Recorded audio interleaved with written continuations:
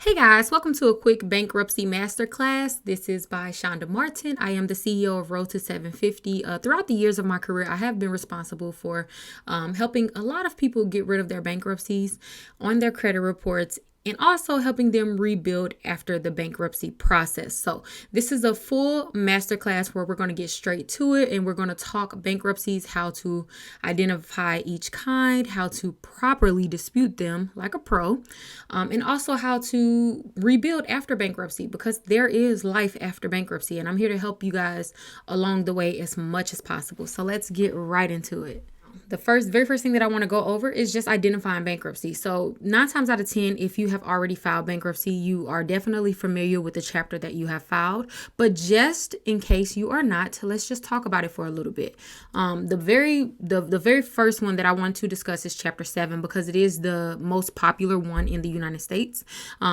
Chapter 7 is known as the liquidation bankruptcy. So that means that people who usually file Chapter 7, they usually are giving up all of their assets like their cars, their homes in some scenarios, and they'll give it up and use it as funds to repay back their debts, right? This is to make it so that they do not have to pay it back out of pocket. So usually a judge will require a person who files Chapter 7 bankruptcy to withdraw all of their assets. Sometimes it's even down to the amount that's in their bank account. It is, of course, dependent on the judge. But like I said, Chapter 7 bankruptcy is known as the liquidation bankruptcy. And the thing about Chapter 7 bankruptcy is there's a reporting time of 10 years for Chapter 7 bankruptcy. So from the time that the bankruptcy is either dismissed or discharged, it can legally stay on your credit report for up to 10 years. So that's important to know about Chapter 7. But then moving along, when we get into Chapter 13 bankruptcy, this one is known as the repayment plan bankruptcy. The reason why it's known as the repayment plan bankruptcy is because not usually, whenever you do file Chapter 7 or Chapter 13 bankruptcy, you're going to get on a payment plan that's usually around 2 years. It could be more. And you're going to repay back the debt. Chapter 13 has a reporting period of only 7 years. As opposed to, like I said, Chapter 7 has that 10-year reporting time. So that's important to know. And then just in case, you're in here and you may have filed a Chapter 11 bankruptcy, this one is less common. It's known as the reorganization bankruptcy. So this is what a lot of people refer to as the rich people's bankruptcy. This is what your, celebrities usually use, your big corporations, your Toys R Us, your Walmarts, and things of that nature. This is the chapter that they usually file because this is them just reorganizing their finances. Usually companies come back after, filing a Chapter 11 bankruptcy. I'm not going to spend too much time on this one because it's very rare with a normal consumer. And then we have what's called Chapter 12 bankruptcy. This is only for farmers and fishermen. It's like if it's bankruptcy if they, may have lost their land or, the crops are not sprouting how they normally do. Again, this one is extremely rare as well, so we don't really have to get much into that one. Just wanted to make you guys aware of them. And then Chapter 15 bankruptcy, which is the foreign class bankruptcy. This is only to people who have, cross-border like debt. So again, like the Chapter 12 and the Chapter 11, it's extremely rare. But just wanted to make it apparent. And then the very last one is Chapter 9. This one is like if a city has to file bankruptcy. Again, extremely, extremely rare. So we don't have to get into details about that.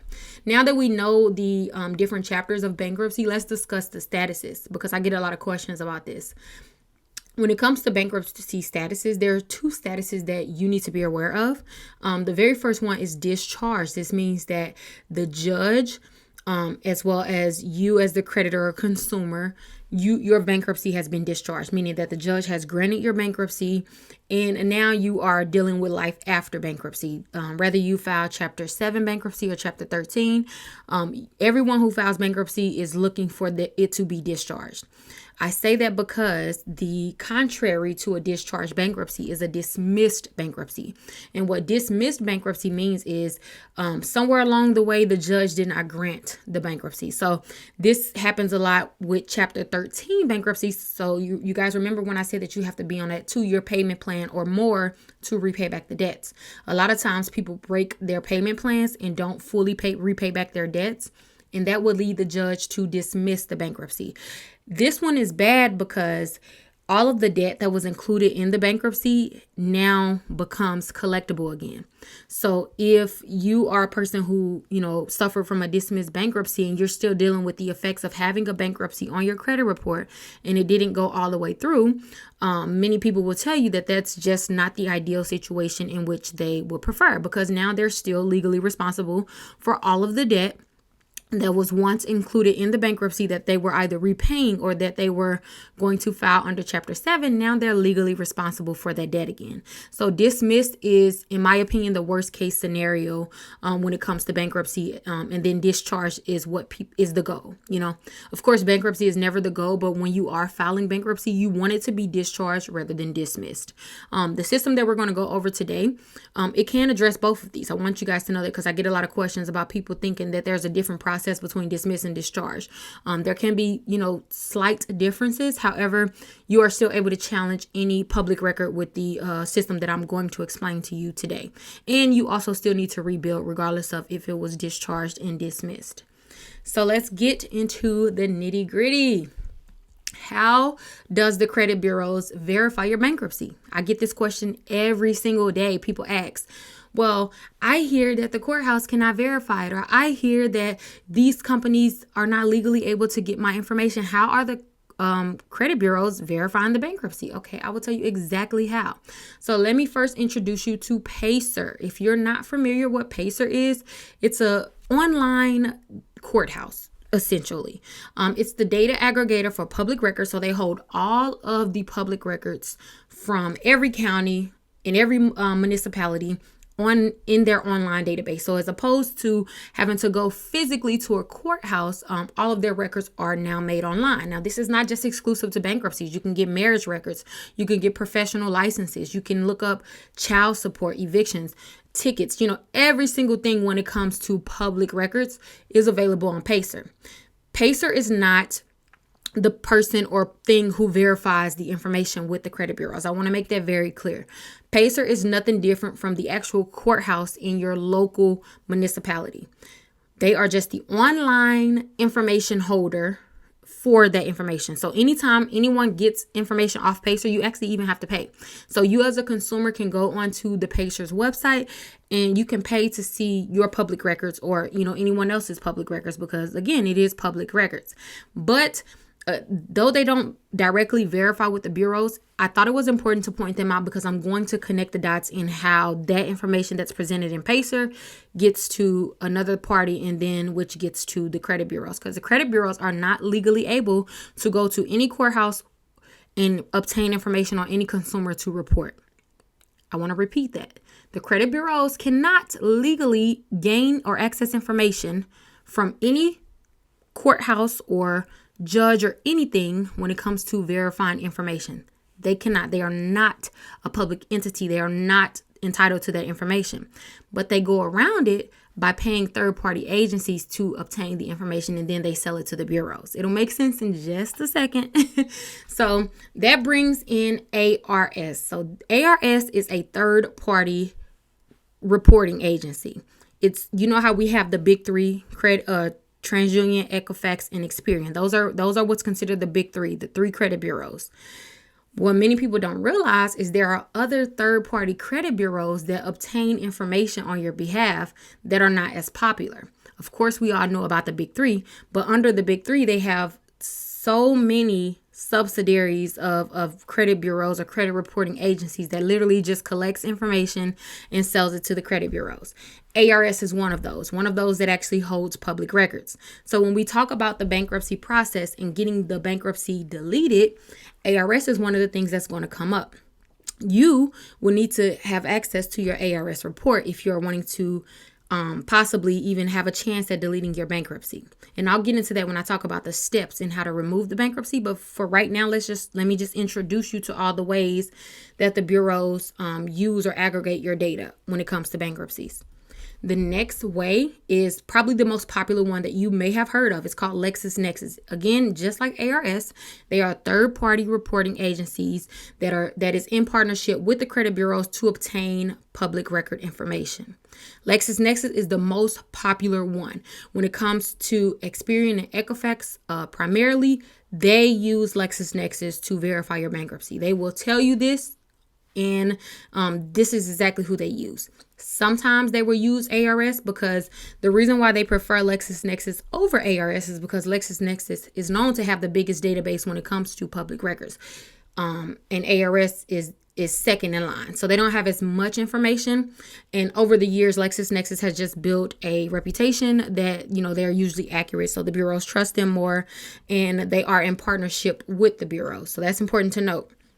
ARS, but most importantly, LexisNexis is how they verify your bankruptcy. And then what most people don't realize is there's this new company. It's called LCI.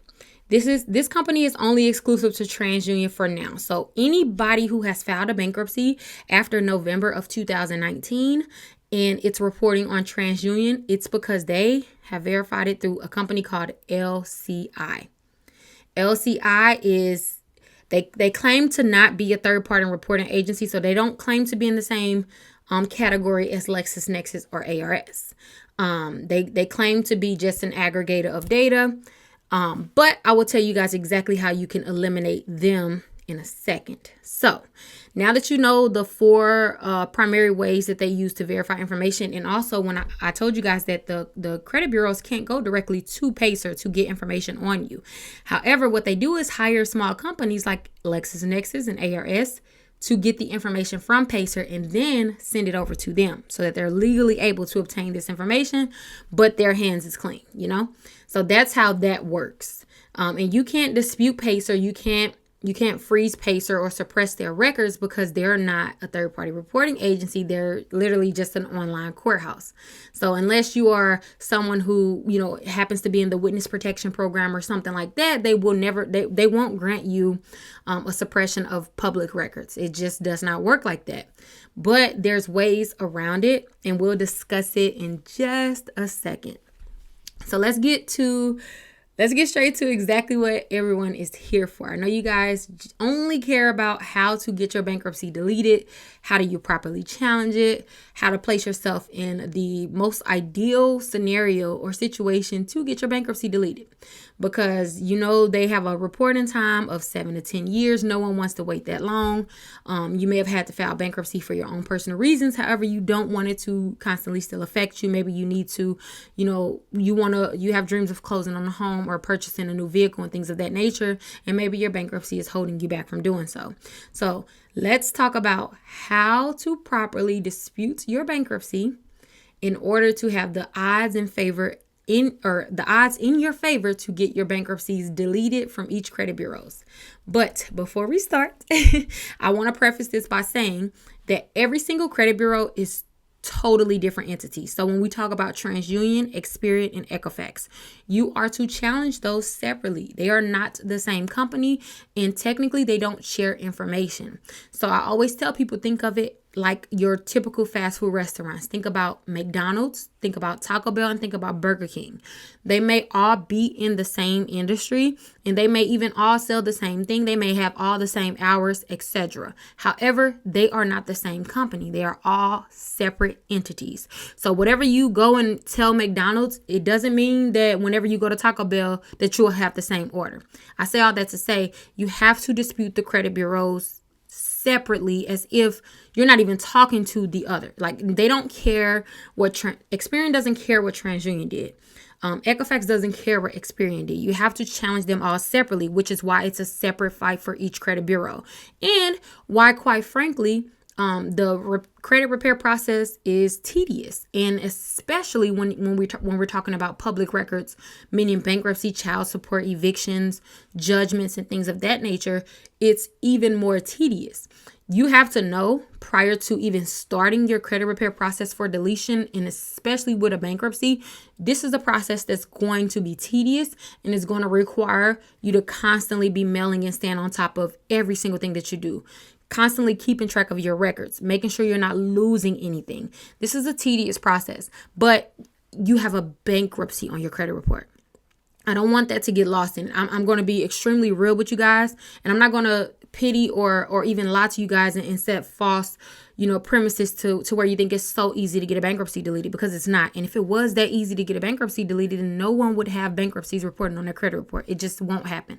So before you even embark on this process, I need you guys to really dedicate yourself to the process. It's been done time and time again, and it is possible. But you do have to be consistent, and you do have to follow up. And also, don't expect that, everything, the first try or the first thing that you do is just going to automatically get deleted on all 3 bureaus. Sometimes you're going to have to follow up. Sometimes one bureau will delete a bankruptcy, and then the other bureaus will ignore you. It's a process. So if you're wanting a quick fix, I'm so sorry to you, but this is not the masterclass for you. I'm going to set real expectations for you guys so that you don't go in thinking that this is an easy process. It is not an easy process. So for those who have stuck around and still are down to receive the information and want to dedicate themselves to changing their financial life, first with getting their bankruptcy deleted, keep listening. The very first step to getting your bankruptcy deleted is to first allocate which third-party bureaus or agencies are reporting the bankruptcy. And to do that, what you would need to do is request your third-party consumer report from the companies that we previously discussed. In this handout that you'll receive with the masterclass, I've already direct linked you to all of the websites that you need to go to request your consumer reports. This way, you're able to identify which bureaus or which agencies are reporting the bankruptcy, so you know which ones to dispute. So say, for instance, if you pull your LexisNexis as well as your ARS report and you see that they have your bankruptcy listed, you would then send them the third-party bureau or the third-party agency letter that is included in the bankruptcy kit. This is to actively dispute the bankruptcy with the third-party agencies. And as per the FCRA, you are entitled to a free copy of this report every single year. So this is completely free for you to get. And also, they also have to abide by the FCRA guidelines. So as a consumer, you do have the right to dispute this and get information deleted if it cannot be verified. So this is the first step to the bankruptcy removal process, is to get it deleted from the third-party agencies. Now, when we talk about step 2, it actually goes hand to hand with step 1. So while you are requesting a copy of your third-party agency's consumer reports, you can actually request to suppress your files. This step is to ensure that there is no further communication between the third-party agencies and any other outside entity according to your permission. So you can actually ask these companies to suppress your files, or you can opt out of them reporting on you. This is just a level of protection. And again, you can do this at the same time as step 1, but I want to make sure that step 1 is your priority before you are suppressing. I want you to order your reports first. They usually take about 7 to 10 days to come. But while you're waiting on the reports to come, you can definitely go ahead and suppress your files, as that process takes about 3 to 5 days. All right, so when you go to optout.lexisnexis.com, it brings you to their opt-out form. And then, of course, you will fill out the required information. Opt-out reason, all you have to do is choose, I don't want my information shared, because you don't have to explain or give a reason why you want your information private. So you will press next, of course, fill out this information. Then you will press next. And when you're done, it will basically tell you that you've successfully suppressed your records. And then it'll also send you an email. Party bureaus. Up until this point, keep in mind, you're not disputing with the credit bureaus yet. The big three. We're only disputing with the third parties first, because your job is to identify these third party bureaus and eliminate the bankruptcy from there. And then as we go through the steps, you'll see exactly why. Step 3. After you've frozen and requested all of your third-party reports, the next thing that I need you to do is to check your PACER record for inaccuracies. Now, this step is optional because it does cost to retrieve the information from PACER. As I stated, I think it's about 30 cents to $1 per case or per information that you're trying to look up on the website. So if you don't want to invest, that small amount, I would suggest that you do. But if you do not want to do that, this step is optional.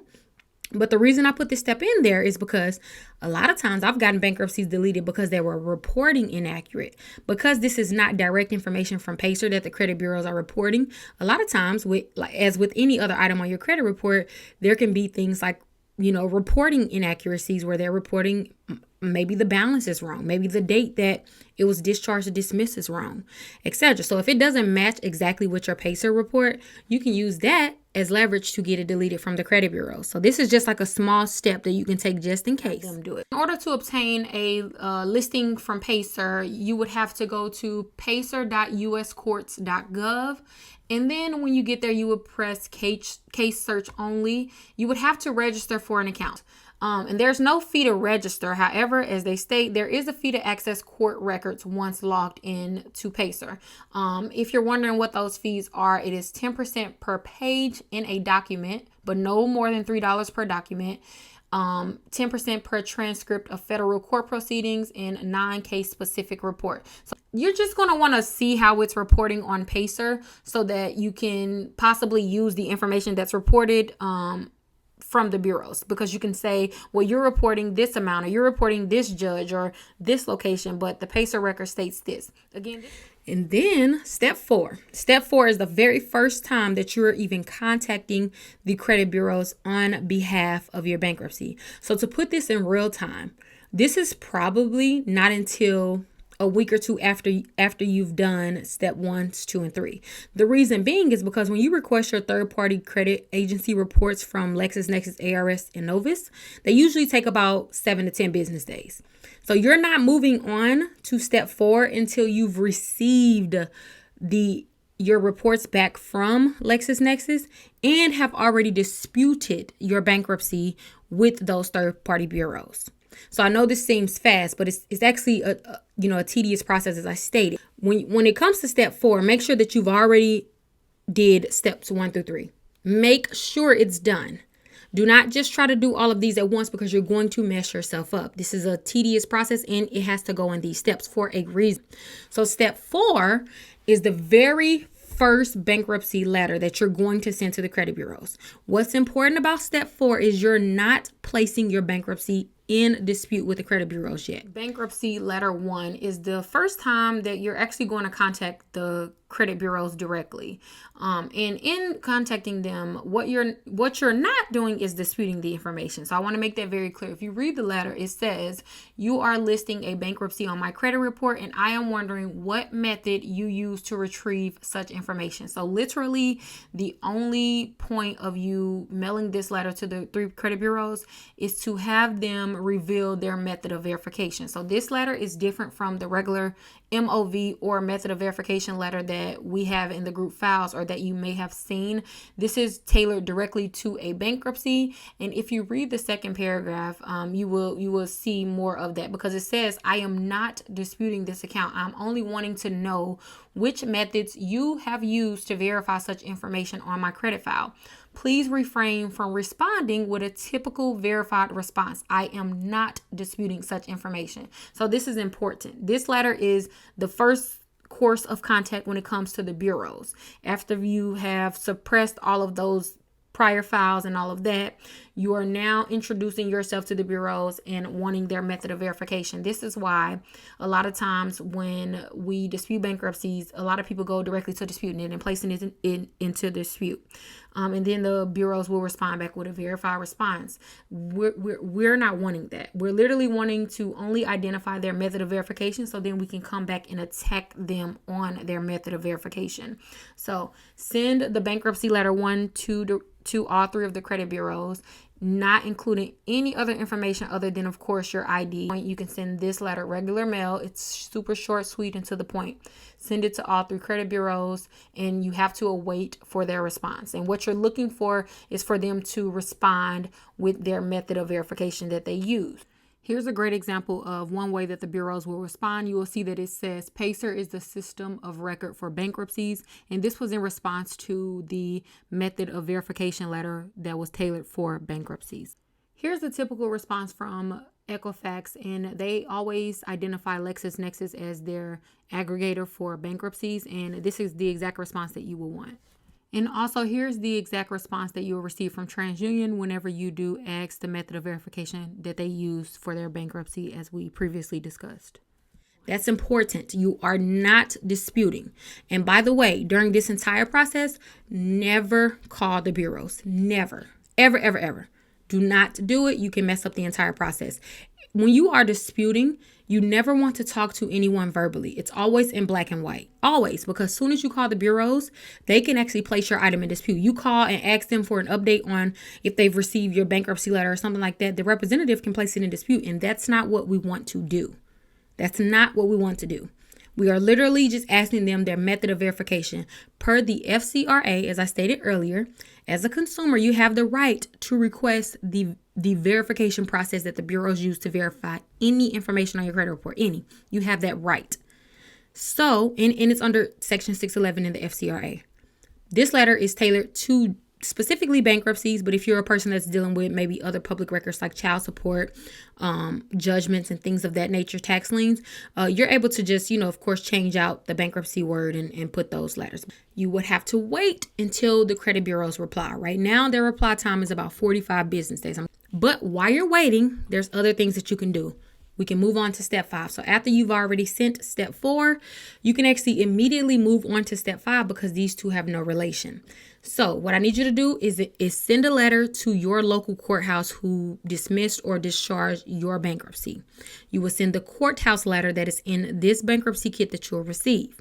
The courthouse letter is asking the courts to verify that they do not communicate directly with the credit bureaus. This is called the courthouse letter. And what this letter is trying to accomplish is basically trying to eliminate the courthouse being the furnisher of the information to the bureaus. And of course, we do know that the bureaus do not furnish this information to the credit bureaus, but it is best to have them put it in writing and actually say that they don't send this information to the bureaus.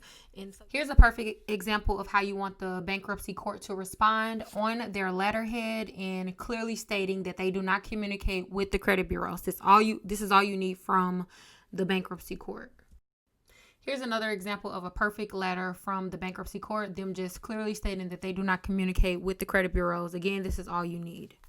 And as I stated, you will definitely include a self-addressed stamped envelope inside the letter so that you make it easier for them to respond back. The whole goal in this is to already be prepared for when the bureaus respond, because they're only going to respond 1 or 3 ways. They're only going to say they verified it through the courthouse. They're going to say they verified it through LexisNexis or, one of the other third-party bureaus. So right now, you're preparing for their response and preparing a follow-up for it. So you're already literally lining your ducks in a row. And keep in mind, you need to keep all of the responses that you receive. The best way is to probably take a picture and email it to yourself to keep it for your records. But you need to keep every single piece of paper that you send out and every single piece of paper that they send in. This is all a build-up to invalidate the credit bureau. So you send the courthouse letter, and of course you just wait until they reply. They normally take, I would say probably 3 weeks to 4 weeks to reply. If you're not getting a response to them, you can actually go up to your local courthouse and request the information exactly as in the letter. You can go up there, or you can just wait for them to reply in the mail. So now we're on to step 6. And before we begin step 6, I want to make it very clear that before you send the BK letter 2, which is the letter that actually places your bankruptcy in dispute for the first time during this entire process, it is imperative that you have already completed all of the other steps. So by this time, you should have gotten it deleted from the third-party bureaus. You should have your records or your reports from those third-party agencies. They should be frozen. You should have already received confirmation that your files are suppressed. You should have checked Pacer to see if your reporting on your credit on the Big 3 credit report matches the records.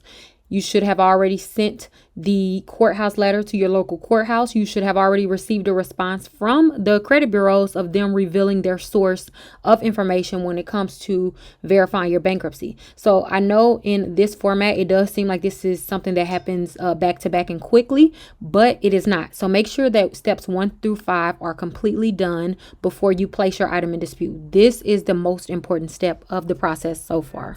All right. So what you're looking at is the BK letter 2. This letter, the entire purpose of this letter is to officially place the bankruptcy in dispute. So keep in mind, up until this point, you have not disputed the account. Yes, you did mail the bureaus a letter, but that was just for them to reveal their method of verification. This letter is the first time that you're actually officially placing the item in dispute. So I want to go through this letter so you know exactly what you're asking and what to include. So it says, to whom it may concern, on, and you will put the date that you sent the first bankruptcy letter, which is the BK letter 1. Make sure that you know what date you sent that. And you will put that date so on this date, I asked you to disclose your method of verification on the alleged bankruptcy that you are reporting. You then reply to me with the enclosed letter claiming that the bankruptcy was verified by, and then this little parentheses, you will need to eliminate the ones that does not apply. So of course, if they say that they verified your bankruptcy through LexisNexis, you would leave LexisNexis and then erase bankruptcy courts or LIC. So make sure that you are eliminating the one that they did not disclose. And then it says, appalled by that information, I went directly to, and then of course that should match the first one. So we'll just say LexisNexis. I went directly to LexisNexis, and in response to my inquiry, they claimed to have never verified this item with you. This would mean this bankruptcy is by law considered unverified. So I want to stop here, because if at this point you disputed the account with LexisNexis and LexisNexis went on ahead and decided to delete the bankruptcy, then you would change this last sentence that is bolded to, and they were not able to verify this item, so they deleted the bankruptcy. So make sure that that line is important, because it is based on the response that you received back from LexisNexis. But if we are talking about the bankruptcy court, you would leave this same information, because the bankruptcy court does not verify this information. So I am aware the FCRA states the following: A CRA must remove or correct inaccurate or unverified information from its files, usually within 30 days after you dispute it. However, the CRA is not required to remove accurate data from your files unless it is outdated or cannot be verified. And that's important, because at this point, if they've claimed that they use LexisNexis, LIC, the bankruptcy courts, or Pacer to verify the bankruptcy, and you have proof that those such entities could not verify the bankruptcy, then this letter is very effective. And then it also says, I have included their letter for your inspection. Please delete this item from my credit reports as it is not verified. And then I also added the OCR and eOscar verifying this info is not recognized as proper validation. So I wanted to put that because, if they try to send an auto-generated verification, you want to include the response that you got back from either LexisNexis, the bankruptcy court, or LIC. And then also include your initial dispute. That is the official letter that is requesting the bureaus to investigate this bankruptcy. So what you're waiting for at this point is for the bureaus to, quote unquote, verify the bankruptcy, because that's what they're going to do.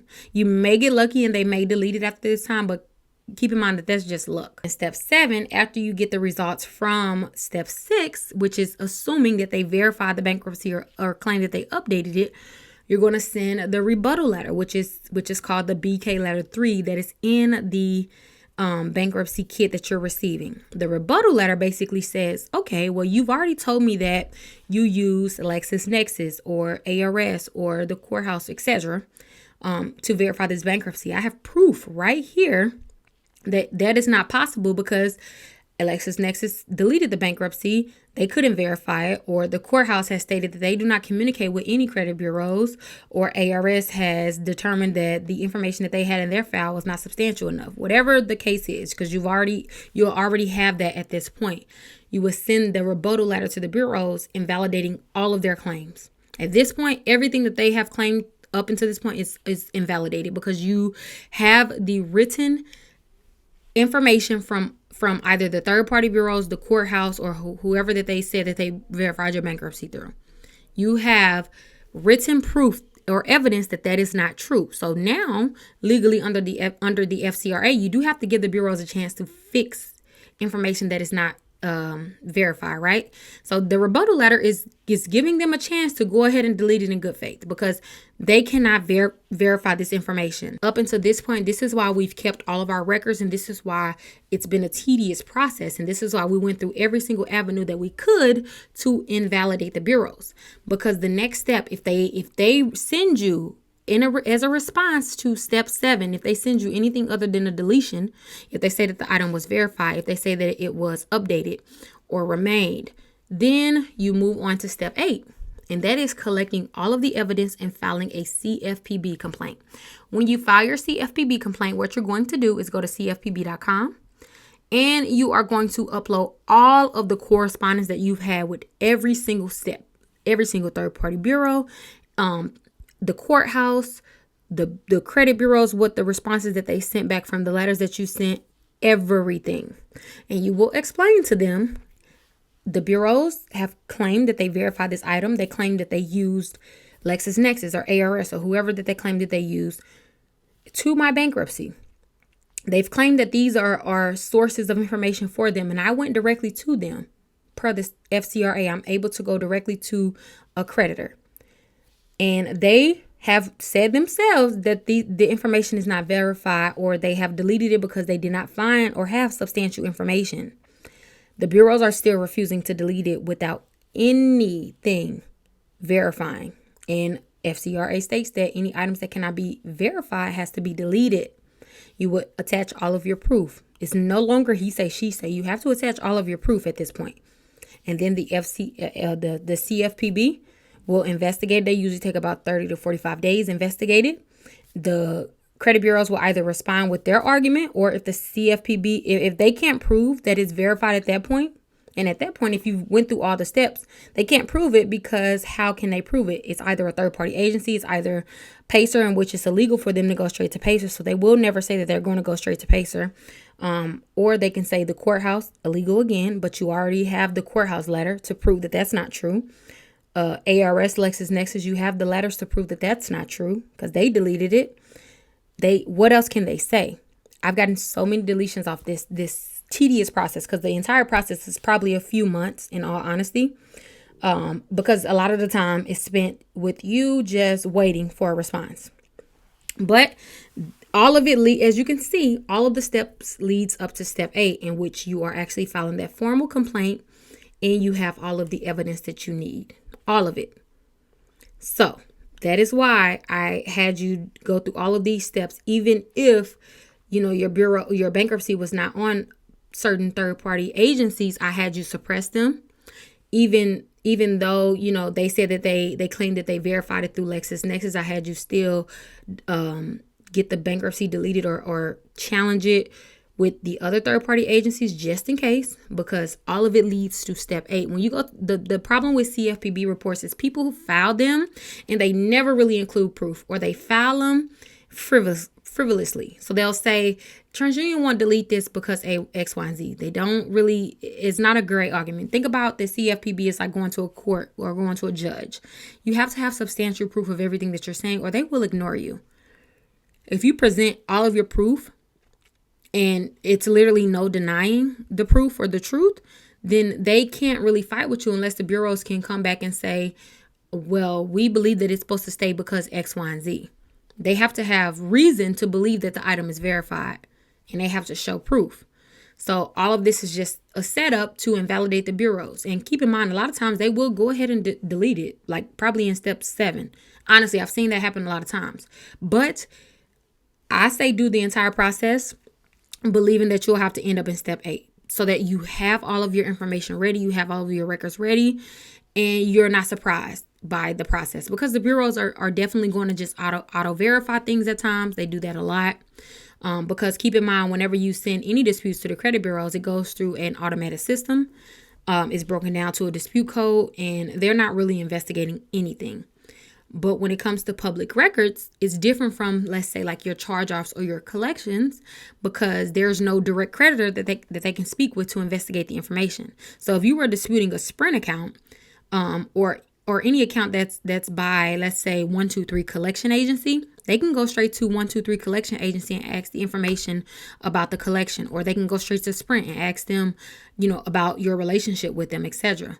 They can't do that when it comes to bankruptcies because there's no original creditor in this instance that they can talk to legally. They can't go to the courthouse. They can't go to Pacer. So they're only dependent on third-party information. So you have to invalidate the third-party information. And then once they let you know that that's who they use, guess what? You said that you use LexisNexis, but I literally have proof right here that LexisNexis determined that they couldn't validate the information or verify the information, so they went ahead and deleted it. The reason why it's so much easier fighting with the third-party bureaus like LexisNexis, ARS, and things of that nature is because they don't have any automatic system in place. It is straight people. So when you send your dispute to them, it is a person reading the dispute and determining if it'll be deleted or etc. So it's a lot easier to dispute with the third-party bureaus than the big three because they're all system automated. They get anywhere from 10 million to 15 million disputes per year. It's literally their day job. When it comes to LexisNexis, they receive far less disputes than the big three. So you're dealing with real people, and they're much more likely to get it deleted or delete the item because they can't prove it. So it's much easier to fight with LexisNexis than it is the big three. So always make sure that you are disputing with the third party agencies before you ever place the item in dispute with the credit bureaus. Make sure that you are following all of the steps. Make sure you're not trying to rush this process. When you have filed bankruptcy, So do not for one second think that this is an easy process and this is a one letter will fix all process. If anyone has ever told you or claimed that they can get your bankruptcy deleted in a one-step process or just fast in 30 days, 60 days, they are lying to you. They are lying to you. I'm not going to do that. It is a process. This is a few months worth of work. It is tedious and you have to keep all of your records for it to come together at the end. So let's talk about rebuilding after bankruptcy, life after bankruptcy. Whether you get your bankruptcy deleted or not, you still will have to rebuild after bankruptcy. No credit is as bad as bad credit. There is no lender that likes to see a thin profile. You have to rebuild. There is life after bankruptcy. So let's talk about rebuilding after bankruptcy. Regardless if you get it deleted or not, you still need to rebuild. So let's talk about that. When it comes to rebuilding, you have to make sure that you're intentional with your rebuilding. So I call this my 6-month probation plan for, life after bankruptcy, or people who are just starting their credit building process. So young adults, as well as people after bankruptcy, because your credit profiles are usually oddly similar in terms of it being thin, and you just needing to rebuild your trust with the bureaus or build trust with the bureaus and reestablish a credit history. So the very first thing that I recommend that you do is to get a subprime secured card. This is only if that you are not able to get approved by your traditional lenders or traditional banks like Capital One or Discover or your local credit union. Try those first, and if you're denied, then you will have to opt in getting a subprime secure card. I'm going to be very honest with you. Usually after bankruptcy, you do have to usually get a subprime card because most companies will not give you a secured card right after bankruptcy. You have to understand that, of course, lenders don't like to see bankruptcy, and if you're fresh out of bankruptcy, they're less likely to trust you at that time. So understand that when I'm recommending these things. So again, if you can't get approved with your local credit union or Capital One or Discover, which honestly, I don't even know if I would recommend you even wasting the inquiry on Capital One or Discover because they usually won't approve you for a secure card right after bankruptcy. So go ahead and get a subprime secure card. You can go to creditbuilder.com to get one. And I have included links in your handout that you'll get that you can just click and, get a card. You only need a $200 secure card. You don't have to finance a larger card. Don't think that, you getting a $500 or $1,000 card will, make your credit better faster. It just doesn't work like that. How your credit profile works is 30% of your score is literally only dedicated to your credit, your utilization. So in terms of utilization, the only thing that can affect utilizations is credit cards. So you have to get a credit card after bankruptcy. There's no way to rebuild. Even if you didn't have a bankruptcy, there's no way to get great credit without a credit card, but especially after bankruptcy. The fastest way to rebuild is to get a credit card as soon as you can. You have to invest $200 into a secured card. So you get a secured card. And then you get a MJC account. It's the account where they will give you a $5,000 limit. As long as you are at least 60 days outside of your bankruptcy, they will approve you for a $5,000 limit. You have to have at least 1 year of credit history, and you can't have any tax liens over $25,000. As long as those does not apply to you, go ahead and apply for a MJC account. It will cost you $150 to be approved for this account. And I'll attach the instructions in your handout. I would suggest you get that because I call this the cushion account. What a cushion account is, in case you spend too much on your $200 secure card, which is very easy to spend too much on a $200 secure card. And in that instance, you have this cushion account that will still hold your utilization and make sure that you are reporting a low utilization every single month. So this is important, especially with people who, like I said, are just outside of bankruptcy and are wanting to rebuild. And that $5,000 trade line looks great on your credit report, because when you go to apply for things down the line after this 6 months, unsecured credit cards or loans or car loans and things like that, if they can see that you've been responsible with a $5,000 trade line, they're much more likely to approve you with a better APR and a better credit limit than they would if you only had that $200 secure card. $200 secure cards, lenders, look at that as juvenile. They look at it like, okay, this person doesn't have much experience with handling revolving accounts or handling borrowed money. So I don't know if I want to trust them with, X amount of dollars. So that cushion account, which is that MJC account, that $5,000 limit, you look a lot more trustworthy being responsible with a $5,000 limit and never overdoing your limit and reporting a low utilization than just, of course, a $200 credit card. So I definitely recommend that. And then the next thing that you're going to want to do is get a self-lender installment loan. Not the credit card, get the installment loan. You can go to the lowest amount. I believe it's like $25 a month. And what self-lender is it's a savings account that you pay into. So for 12 months, you will pay a set amount. I believe, like I said, it's $25 a month, and you'll pay that into that account. And then at the end of that 12 months, they'll send you a check for the amount minus their, I think, 1% to 3% fee.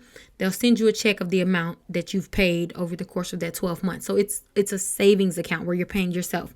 You'll get the money back, but it looks good on your credit report because it will report as an installment loan. A great credit builder profile is at least 2 credit cards and at least 1 installment loan. The steps that I've shown you by getting the secure card, getting the MJC account, and then getting the self-lender account, that is exactly what it is. 2 credit cards as well as an installment loan. That MJC account is a store card to My Jewelers Club primarily. You can't use it anywhere else, but it does report as a revolving credit card, and it affects your utilization. Of course, a secure card is a secure credit card. It's a revolving line. They don't care if it's secured. It doesn't show as secured. It shows as a regular credit card. The self-lender installment loan is what is exactly it says. It's an installment loan, a short-term installment loan. You're going to gain the most benefits from your self-lender account in 9 through 12 months. So at the end of the loan, as with any loan, you gain the most benefits points-wise towards the end of the loan, because lenders see, okay, they've agreed to a loan term. They've completed that loan term, so they're trustworthy. They're more trustworthy. We see that they can definitely pay a set amount over a set amount of time without any mishap. I'll talk about the rules that I always put in place for my rebuilders. Never report a balance over $20 on your subprime secured card. Keep in mind, this 6 months outside of bankruptcy, you're literally just building so that you can begin to get the more traditional cards or the unsecured cards or high limits, finance a car, even of course buy a home. These things look great. The things that I recommended to you even look great when it comes to, your home and realtors, but never report a balance over $20. Now let's talk about that. A lot of people don't realize this. There's 2 important dates when it comes to your credit card. There's a statement date and there's a due date. You've, of course, heard of the due date. The due date means that you have to pay at least the minimum payment by the due date so that you're not considered late, right? But another date that you need to pay attention to is your statement date. That is the most important date, because the balance that you are reporting on your statement date is what's reported to the credit bureaus for your month's utilization. So a lot of people always ask me, I paid off my card, but then when the credit bureaus reported my balance, they reported that I had a high utilization, because that's probably because after the due date, you've probably spent on your credit card not knowing that your statement date hadn't passed yet. Usually statement dates are after your due date. So to make it simple, what you can do to find your statement date, because every credit card is different. The best way to find it is to look at your most recent credit card statement and look at your statement cycle. It's a span of about 30 days. The last day of your statement cycle is usually your statement date. So even if your due date is, 3 to 5 days before your statement date, make sure you pay off your card and do not spend on it until after your statement date. Literally the day after your statement date, you are free to spend your entire limit, as long as you pay it back by your, of course, your due date and your statement date of the following month, because the balance on your statement date is what matters, not the balance on your due date. They can care less about that. So be intentional with how you spend your card. I always tell people during the rebuilding phase, you really shouldn't even be, splurging with your secure card. Use it as a literal, like put a subscription on there, like Netflix or Apple Music or something like that. One of the subscriptions that you've already have, and put it on your credit card and just pay it off monthly. You're in the rebuilding phase. You don't have leeway to just spend recklessly. We're talking in terms of when lenders look at it. You don't ever want to report a high balance on a $200 secure card. They're going to look at that and say, if they can't handle a $200 secure card, why would they be able to handle a $1,000 limit? Obtaining good credit is building trust. That's all it is. Your credit score is literally only a numerical value of your borrow worthiness. That's all credit is your ability to borrow money whenever you need it. So in order to have good credit, you have to display the ability that you can borrow money without taking advantage of it. In the industry where people will tell you that a 30% utilization is good, a 30% utilization is not good. That is only good for people who are wanting to be stagnant. So if you've already built up your credit score and built up your profile to, I would say a 700 and above, a 30% utilization is fine, because it'll keep you stagnant. But if you're rebuilding and trying to increase your credit score, 30% is way too high. And especially when we think of in terms of 30% on a $200 card, it's way too high. You don't have... You can't afford that luxury of reporting a high utilization when you're rebuilding. And that's just the honest to God truth. You don't have that luxury yet. As of now, while you're right outside of bankruptcy, X the 30% rule out. You want to report a 1 to 3% utilization for optimal credit rating, and you'll gain points every single month. The next rule that I always say is never close a credit card. That is the rookiest mistake ever. Your credit aid, your credit profile is already thin right outside of bankruptcies, because of course all of the accounts that you had previously, even if you had 10 credit cards previously, all of the accounts that you had previously are now closed. So they no longer are calculated into your credit age. So right now your credit profile is extremely thin. It's literally, like I said, almost equivalent to like an 18-year-old who's just starting out. So you can't afford to close any credit cards. You want all the credit aids that you can possibly get. And keep in mind, with rebuilding, you are having to open accounts. So I just told you 3 trade lines that you're going to open. So that's already going to affect your credit age. So do not close any credit cards. And then the third rule is do not apply for anything outside of the necessities. I can't tell you how many times people will either get their bankruptcy deleted or have just filed bankruptcy, and all of a sudden you just have to have a new car. All of a sudden you just have to go house shopping. You're not going to get a good rate outside of bankruptcy. I don't care if who has been approved for a vehicle. I guarantee you that their APR is high. That's not the ideal situation that you want to be in when you finance anything that costs a couple $1,000s. If you can, I understand that sometimes that you cannot help it and you have to get a car. Just keep in mind that car probably has, an APR over 15%. Or even over 10%. I mean, I'm sure it's probably in the 20s. But if you have to have a car, you may have to just bite that bullet and get a high APR car and possibly refinance down the line. But it's extremely hard to refinance cars with extremely high APRs, because usually you're upside down on that loan. So if you can help it, hold out for as long as possible and do not finance anything within that first year. And then the next rule is financing anything immediately is irresponsible. So this goes along with rule 3. I just believe that, for my clients, if we get their bankruptcies deleted, or if they file bankruptcy and we're working on rebuilding, I restrict them from applying or financing anything. I guarantee if you do exactly the steps that I told you today in rebuilding, your credit report will improve very much so within 90 days. It will. It all goes in terms of just the math of your credit profile. It's intentional, and you have to be responsible. That's just is what it is, especially outside of bankruptcy. So I'm so happy that you guys tuned in today. We discussed the steps of removal. We discussed how the credit bureaus verify your bankruptcies. And we also discussed rebuilding after bankruptcy. So I'm so excited. Make sure that you download the handout that I'm giving you guys, because I've summed up every single thing that we went through throughout this presentation, and provided the links so that you don't have to do any searching, provided the phone numbers and things of that nature. And also, of course, the bankruptcy kit, in which you will use, and which will include the letters that you will send to the credit bureaus, the courthouse, and the third-party agencies as well. So thank you guys for joining the Bankruptcy Masterclass. I cannot wait to see you guys get your deletions. I cannot wait to see your credit profiles increase. Make sure you guys keep me updated in the group Road to 750, and I look forward to seeing your results. You guys have a great day.